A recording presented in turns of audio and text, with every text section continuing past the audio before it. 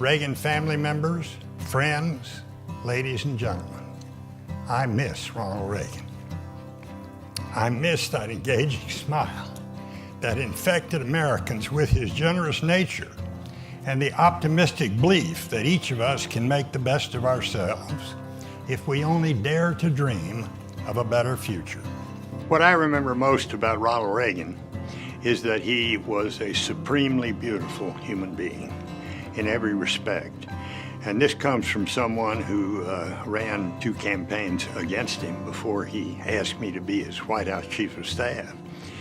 I soon found out after I took that job what a lovely person and what a wonderful leader Ronald Reagan was.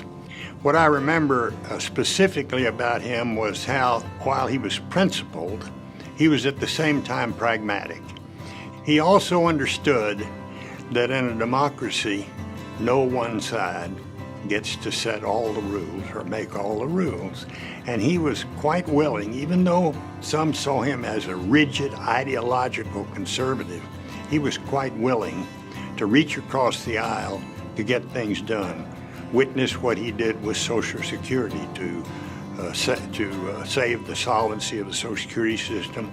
But it's especially fitting that so many of us from so many different backgrounds, young and old, the working and the retired, Democrat and Republican, should come together for the signing of this landmark legislation. This bill demonstrates for all time our nation's ironclad commitment to Social Security. It assures the elderly that America will always keep the promises made in troubled times a half a century ago. It assures those who are still working that they too have a pact with the future. From this day forward, they have our pledge that they will get their fair share of benefits when they retire.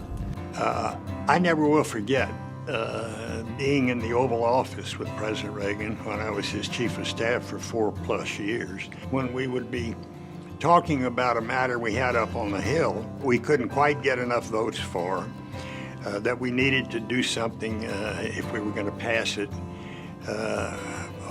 or show them we were willing to walk away. And he told me on so many occasions, Jim, I'd rather get 80% of what I want than go over the cliff with my flag flying. And I think that was the mantra of his governing style.